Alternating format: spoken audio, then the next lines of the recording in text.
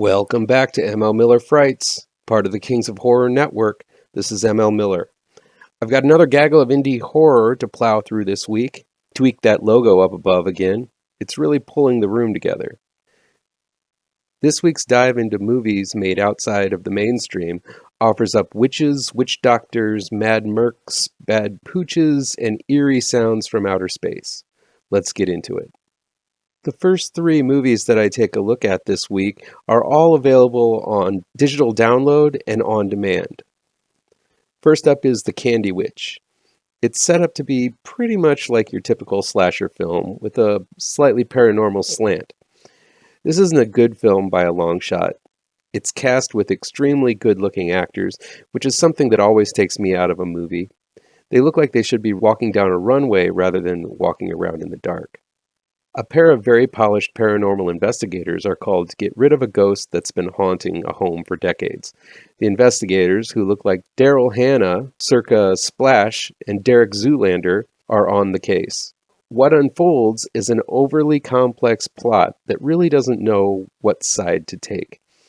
The ghost is supposed to be benevolent, but has a very tragic past, but she still viciously murders people. The family attests to not believing in the paranormal, but wholly goes with Zoolander and Splash's investigation in hopes to get rid of it. The deaths are uninspired. The witch is as well, as she just looks like she's got some mung on her face. I just couldn't get a bead on what this film wanted to accomplish, and the abrupt and nonsensical ending doesn't seem to know either. Aside from the naming of characters after candy bars, this one is bereft of fun or scary ideas. Black Ops has had a few names that it's been marketed with through the years. It's been called The Ascent and Stairs, but what it really is just an extended version of a Twilight Zone episode. But I don't think it has the legs to make it to a full feature length. A special forces unit has an operation go south, which results in the murder of a hostage. When the troop go home to report to their superiors, they begin climbing a staircase that seems to go on without end. If they try to go back down, they're overwhelmed by unseen forces. As the tough guys and gals gruffly try to figure out what's going on, they have difficulty taking on a problem they can't just shoot. It's fun to see these military types go against the supernatural and see their very concrete thinking go up against an illogical hurdle. I like the way this one is lit, as every scene is bathed in blues or reds or greens. It really gives an otherworldly feel to this movie. There are definitely scenes that feel drawn out and repetitive, and there are a few too many soldiers in this troupe to really care about all of them. But this is a fun mix of action and horror, and I mildly recommend it as a solid time waster. South Africa's tribal folklore is explored in The Soul Collector. It's about a weary wanderer carrying a large leather bag who happens across a farm that he used to work at. The family has recently moved to the farm in order to start over after a bankruptcy in the city, and the daughter immediately takes a liking to the old man, named Lazarus, played by Shamano Sibi. The family reluctantly takes the man in, as the farm does have a lot of work needed to be done. But the wife is leery of him, his mysterious ways, and the odd bag he never lets out of his sight. It turns out that the man is cursed to carry around a monster in the bag, and has to feed it souls from time to time. Seeing the vibrancy in the little girl's soul, the monster wants her for her next meal.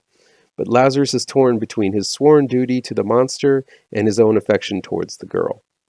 This is a tragic and heartfelt little fable that is rich with South African culture.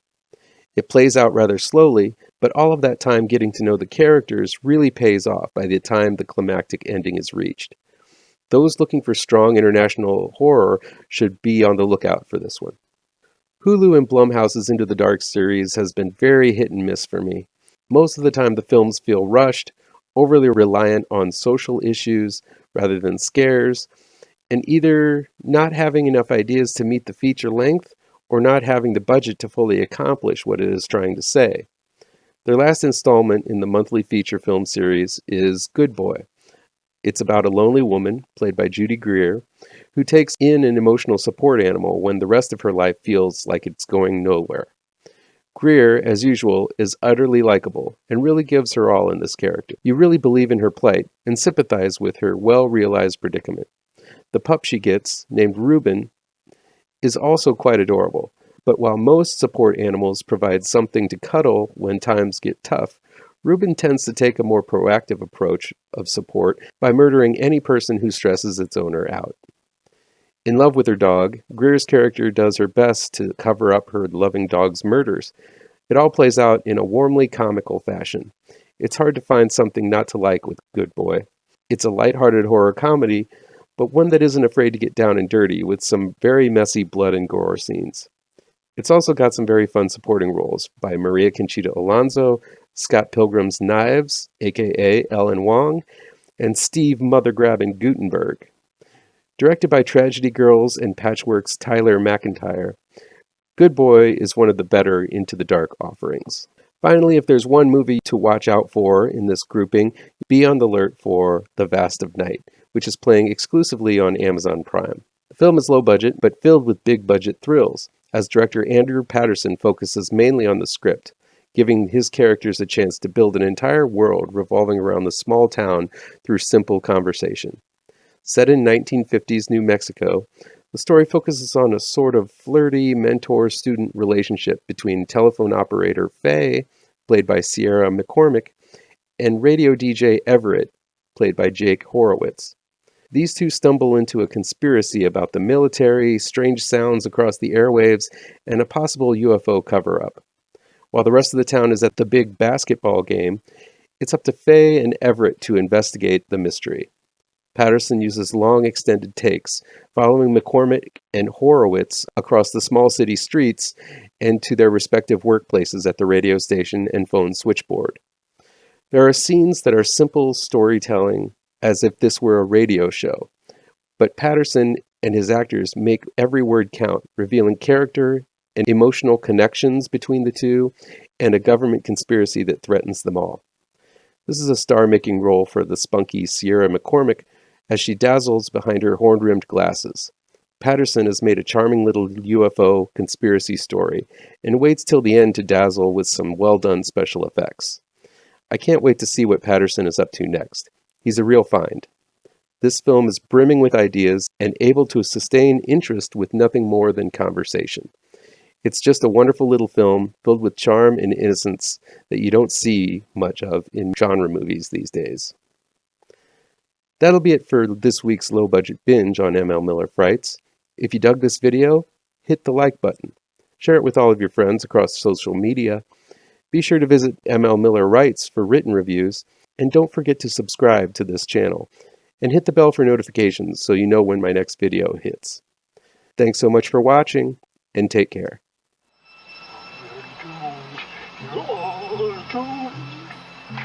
You're doomed to live the life you're meant to be, stuck inside your reality.